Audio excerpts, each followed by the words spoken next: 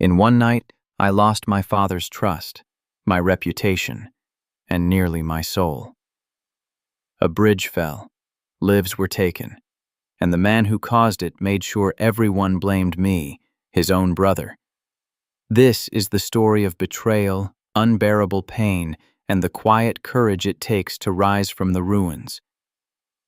Before we kick off this adventure, don't forget to hit like on the video and let us know in the comments where you're watching from. The rain came down like judgment. It hammered the windshield as I drove, wipers slashing back and forth, barely keeping up. My phone had rung at 2:14 a.m. One sentence from the night supervisor, voice shaking. "The bridge, it's gone." I didn't remember the rest of the drive. Only the taste of metal in my mouth and the way my hands wouldn't stop trembling on the steering wheel. When I finally reached the site, the high beams cut through the downpour and lit up hell itself. The new overpass, the one we had finished just 4 months ago, the one everyone called Reid's Pride, lay in ruins. Twisted steel and broken concrete spilled across 6 lanes of highway like a dead animal. Emergency lights flashed red and blue. Sirens wailed in the distance, and in the middle of it all, 3 white sheets lay on the wet ground, covering what used to be men, 3 of our own. My legs felt heavy as I stepped out of the truck. Rain soaked through my jacket instantly, cold fingers pressing against my skin. I walked forward, boots splashing through puddles mixed with oil and blood. That's when I saw him. Dad. Reid Vesper stood motionless in the wreckage, shoulders hunched against the rain, his silver hair plastered to his forehead. Even from 20 yards away, I could see the pain carved deep into his face. His right hand clutched his chest, the same gesture he'd made more often these past months as his heart grew weaker. But tonight, the pain in his eyes wasn't just from illness. It was something worse. "Dad!" I called out, my voice barely cutting through the storm. He turned slowly. For one brief second, I thought I saw relief when our eyes met. The same look he used to give me when I was a kid and had done something right on the job site. Then Jax appeared. My half-brother stepped out from behind a fallen girder, coat flapping in the wind. He had arrived even faster than I had. Of course he had. "Kai," he said, loud enough for the first responders and the small crowd of workers to hear. "What the hell did you do?" The words hit harder than the rain. I stopped walking. "What?" Jax pointed at the collapsed section, his voice steady, almost calm, the way it always got when he was about to destroy someone. "The steel. You signed off on that last shipment yourself. I warned you the supplier was cutting corners. You said we needed to keep costs down." My stomach dropped. "That's not true," I whispered. But the words felt small, useless against the roar of the rain and the flashing lights. Reid's face changed. The brief flicker of something soft vanished. His jaw tightened, and the disappointment, God, that look, settled heavy in his eyes. "Kai," he said, voice rough and low, "tell me you didn't approve substandard material." "Dad, I didn't. I checked every report. The certifications were—" "They're dead!" Jax cut in, gesturing sharply toward the 3 covered bodies. 3 men are dead because someone wanted to save a few dollars, and you were the lead engineer. You were the one who signed the final approval. I looked at my father, searching for any trace of the man who had taught me how to read blueprints before I could ride a bike. The man who once told me, "A Vesper bridge doesn't fall. Ever." But tonight, all I saw was exhaustion and belief. Belief in Jax's words. Reid took one shaky step forward, rain streaming down his face. His hand pressed harder against his chest. "I trusted you, Kai. With my company. With these men's lives." The silence that followed was louder than the storm. I wanted to scream.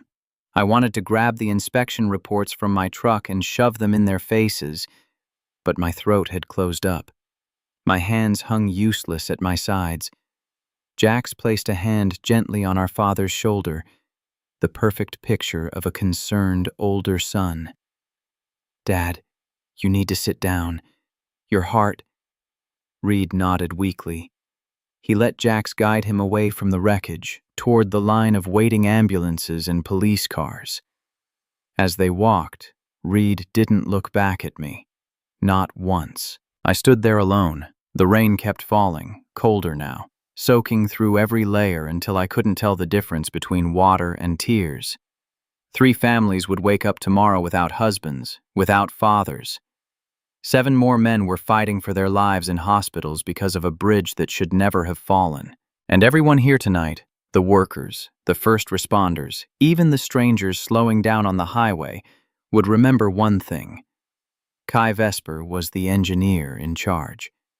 I watched my father's back disappear into the rain, Jax walking protectively beside him. My chest ached with a pain deeper than any I had ever known. Because in that moment, I realized something terrifying. I hadn't done it, but from tonight on, everyone would believe I had. "I didn't do this," I whispered into the storm, my voice breaking for the first time. The wind took my words and scattered them across the ruins of the bridge. This story is about what happens when the truth gets buried under someone else's greed, and how far one man will go to dig it back out. The rain had stopped, but the weight of that night never left. 2 weeks later, the conference room on the top floor of Vesper Construction still smelled faintly of wet concrete and grief. I stood near the back wall, hands clasped tightly behind me, trying to keep my breathing steady. The long mahogany table was filled with familiar faces, department heads, site managers, and a few lawyers in dark suits. Everyone avoided looking directly at me. Reid Vesper sat at the head of the table, thinner than I remembered. His skin had taken on a gray pallor, and every breath seemed to cost him something. He didn't speak right away. He just stared at this folder in front of him, fingers trembling slightly as they rested on the edge. When he finally looked up, his voice was quiet, but it carried through the entire room. 2 weeks ago, we lost 3 good men, good fathers, good husbands, because someone in this company put profit before safety. A heavy silence fell. I felt every eye in the room shift toward me. Reid continued, his gaze locking onto mine. "Kai, you were the lead engineer. You signed the final approvals." "Dad," I said, my voice cracking before I could stop it. "I checked every document. The certifications came through clean. I would never—" He raised one hand slowly. The gesture was small, but it silenced me instantly. "I trusted you more than anyone," he said, each word heavy with exhaustion and something sharper, betrayal. "And you broke that trust." Jax sat to his right, perfectly still, hands folded on the table.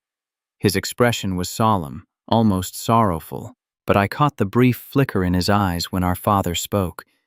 Something cold and satisfied. Reid took a slow, painful breath. "Effective immediately, Reid Vesper is relieved of all duties. Your access cards, company keys, and security clearances are revoked. You are no longer permitted on any Vesper construction site or office." The words landed like concrete blocks on my chest. I opened my mouth, but nothing came out. My mind raced back to all the late nights we had spent together in this very building. Dad teaching me how to read stress calculations, how to stand up to aggressive contractors, how to put the lives of the crew first. Now those memories felt like knives. "And Jax," Reid continued, turning slightly toward my half-brother, "you will serve as acting chief executive officer until further notice." A few murmurs rippled through the room. Someone coughed nervously. No one clapped. No one congratulated Jax. The air was too thick with shock and discomfort. Reid looked at me one last time. "I'm doing this to protect what's left of this family, and the men who still work for us." The meeting ended shortly after. People filed out quickly, heads down, as if they were afraid to be seen near me. A few of my former colleagues, men I had shared coffee with at 5 a.m. on frozen job sites, walked past without a word. One of them, an old foreman named Mike, hesitated for half a second, then looked away and kept walking. I stayed behind. When the room emptied, Reid asked me to stay. Jax remained as well, standing quietly by the window. Reid's hands shook as he pulled a thick envelope from the folder. I changed my will, Kai. 4 days ago. He slid the document across the table toward me, but I didn't touch it. Everything, the company, the properties, the entire estate worth $87 million goes to Jax. You receive nothing. My knees nearly buckled. Dad, please. Listen to me. I didn't approve any bad steal. There has to be a mistake. Let me show you the reports. I've seen enough reports. He cut me off, his voice suddenly sharp despite its weakness. 3 men are dead. Their families are destroyed, and every piece of evidence points to you. I can't risk this company falling into the hands of someone who would put money over lives. He leaned forward, eyes glistening. You were my son, the one I thought would carry this legacy. But you betrayed us all. The room began to spin. I gripped the back of a chair to steady myself. Jack stepped closer, placing a gentle hand on our father's shoulder again. Dad, you need to rest. This is too much for your heart. Reid nodded slowly, then looked at me one final time. There was no anger left in his face now, only a deep, exhausted sadness. I loved you, Kai, but love isn't enough when people die. He stood with difficulty, leaning heavily on Jax as they walked toward the door. Before leaving, Reid paused at the threshold. Don't come back here again. The door clicked shut behind them. I remained standing in the empty conference room for a long time. The silence pressed against my ears. My hands were shaking so badly I had to shove them into my pockets. Later that evening, I sat alone in a cheap one-bedroom apartment on the edge of the city. The place smelled of old carpet and takeout. Rain tapped softly against the window again, like a reminder I couldn't escape. On the small table in front of me was an old photograph, taken 10 years ago at a company picnic. Dad had his arm around my shoulders, laughing. Jack stood a little farther back, smiling politely. We looked like a real family then. I stared at that picture until my vision blurred. For the first time since the bridge fell, I cried. Silent, ugly tears that burned my throat and left wet streaks down my face. I cried for the 3 men who would never go home again. I cried for the father who was dying and still believed I had killed them. I cried for the life I had built brick by brick, only to watch it crumble in a single night. Everything was gone. My job, my reputation, the respect of every man who once called me boss. And worst of all, the man I had spent my entire life trying to make proud no longer trusted a single word I said. I wiped my face with the back of my hand and whispered into the empty room, how do I prove I'm innocent when the only person whose opinion ever mattered already believes I'm guilty? Outside, the city lights blurred through the rain-streaked window.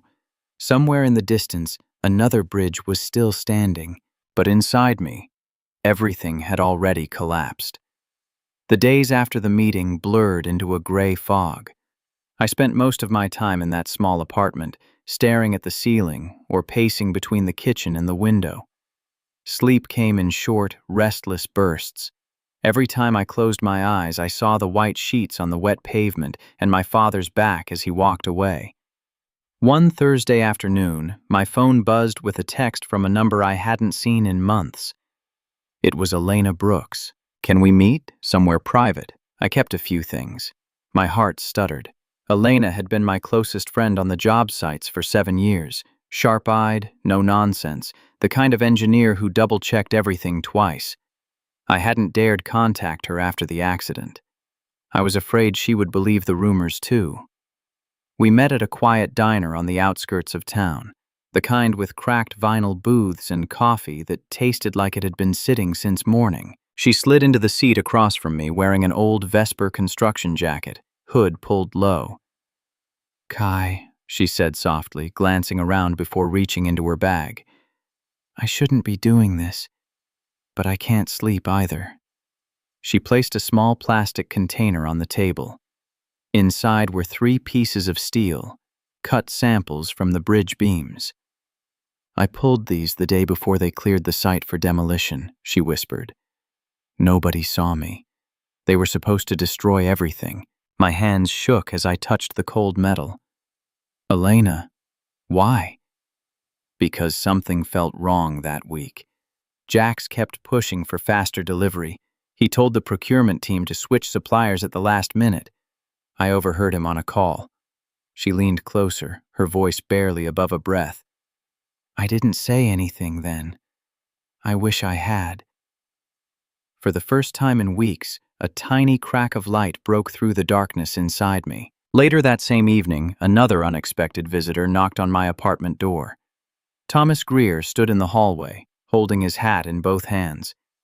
He had been my father's trusted legal advisor for nearly 20 years, a quiet, steady man with kind eyes and a mind like a steel trap. Mind if I come in, son? He asked. I stepped aside, surprised at how normal the word son still sounded coming from him.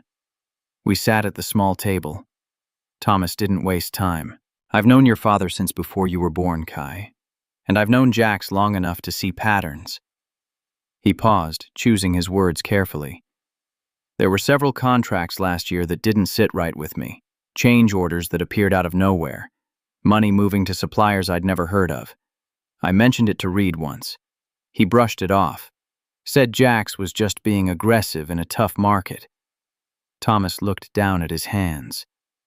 Now 3 men are dead, and I keep thinking, maybe I should have pushed harder.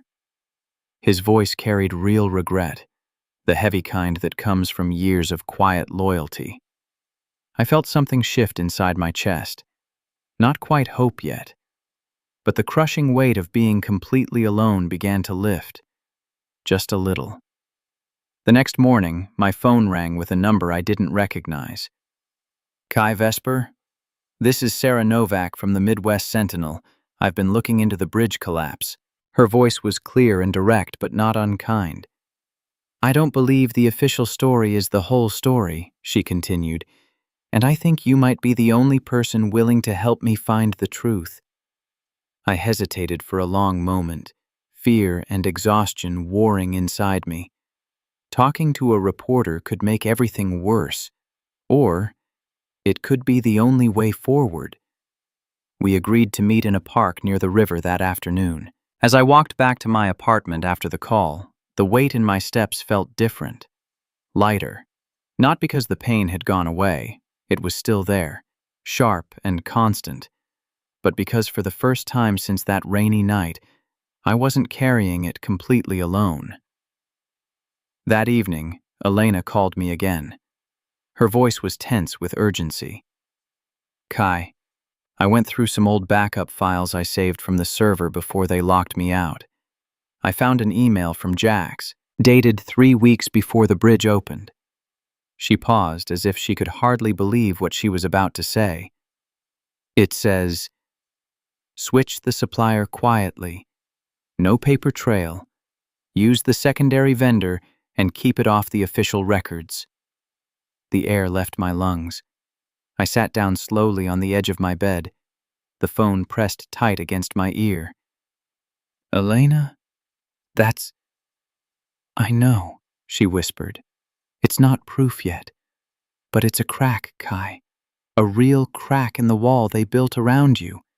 I closed my eyes, feeling the first real spark of something I hadn't felt in weeks. Not anger, not just pain, but determination. Quiet, burning determination. For the first time, I understood something clearly. This wasn't only about clearing my name. It wasn't only about proving I wasn't the monster they thought I was. It was about the 3 men who died. It was about their families who deserved to know why. It was about every worker still climbing steel beams every morning, trusting that someone was watching out for them. I looked at the old family photo still sitting on my table. My father's smiling face stared back at me. I'm not doing this to hurt you, Dad, I whispered to the empty room. I'm doing this because you taught me that a man protects what's right, even when it's hard. The quiet allies had found me, and for the first time since the bridge fell, I felt the faintest hope that the truth might still have a chance to stand. But I also knew the road ahead would be long, dangerous, and painful, because some lies are buried deep, and the man who buried them was still walking free. Months slipped by like shadows. The quiet work continued in whispers and late-night meetings. Elena, Thomas, Sarah, and I moved carefully, meeting in small coffee shops on the edge of town or in Elena's garage after dark. Every new piece of information felt like pulling a single thread from a tightly woven lie. We discovered the money first. Jax had received large consulting fees from the steel supplier, payments routed through a shell company that barely tried to hide its tracks. Sarah's investigation uncovered bank records showing the transfers. Thomas quietly confirmed that several change orders had been backdated and then deleted from the main system. Still, it wasn't enough.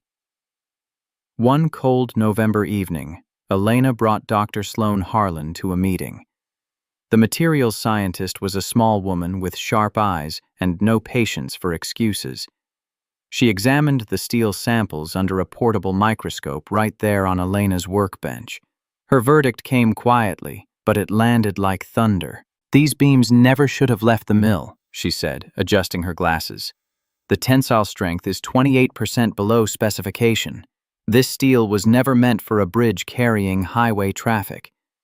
I stood there staring at the small gray pieces that had once held up an overpass. My throat tightened. 3 men had trusted those beams with their lives. Dr. Harlan looked at me directly. "Someone knew this, and someone approved it anyway." Winter deepened. The ache in my chest never eased. Then came the hardest day of all. I received the call at 6:17 a.m. on a gray Tuesday. The hospital. My father had suffered a massive heart attack during the night.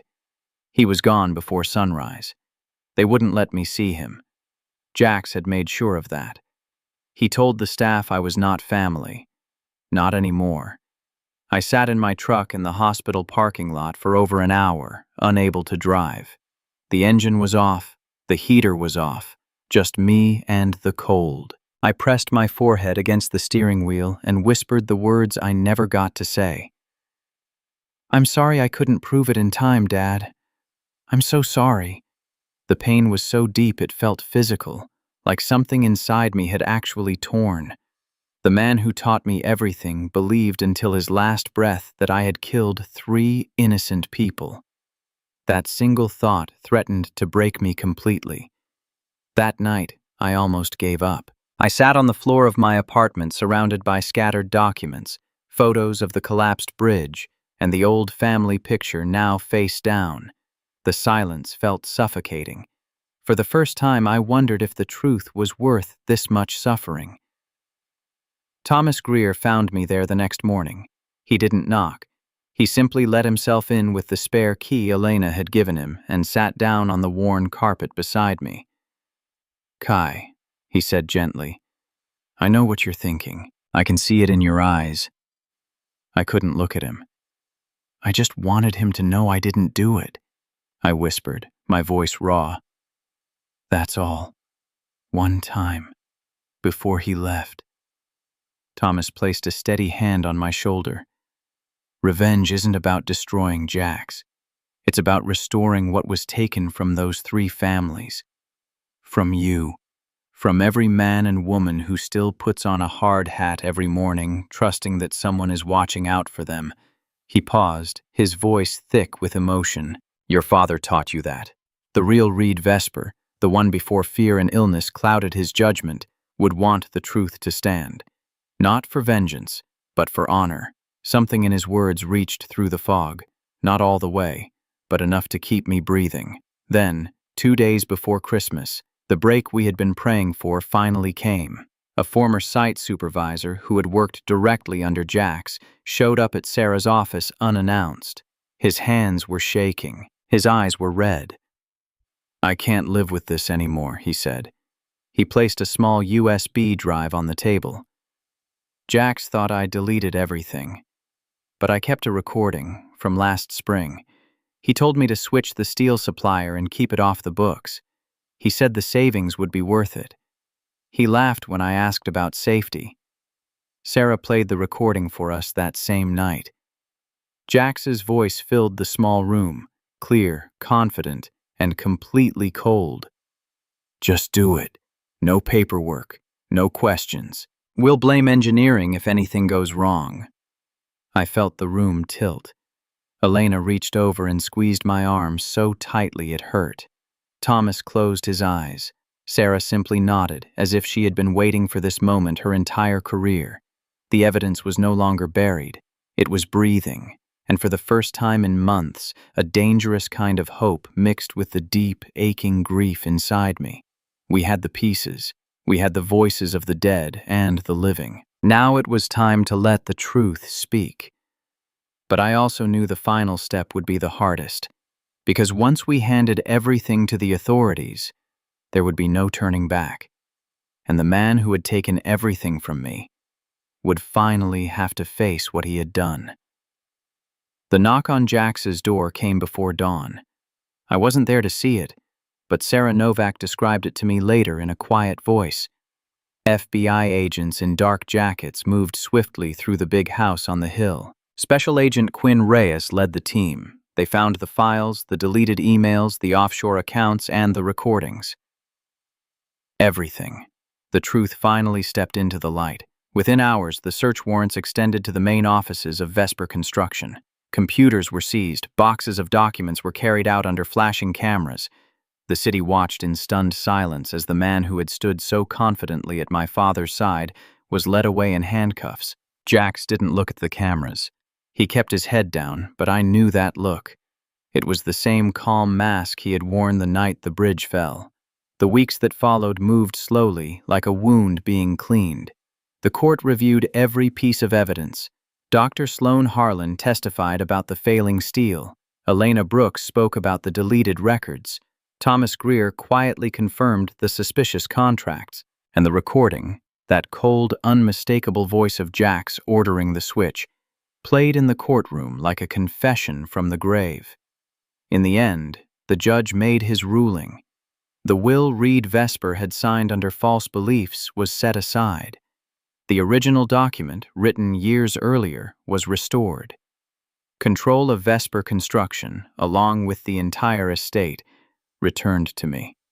I sat in the courtroom that day feeling nothing like victory, only a deep, aching emptiness. Months later, the trial began.